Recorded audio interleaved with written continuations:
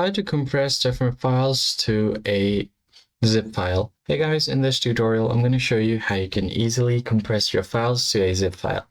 So the first thing you basically have to do is select all of the files that you want to create a zip file into, right click on it, and then click on compress to.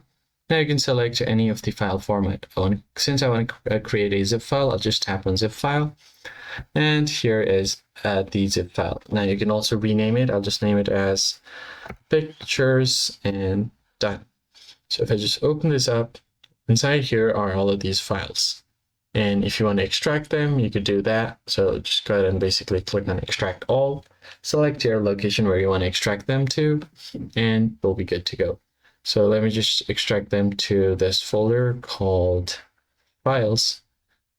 Let me just do this one, product catalog. I'll just select folder, click on extract, and now the extraction is complete. So here are the 3 files that I've just extracted.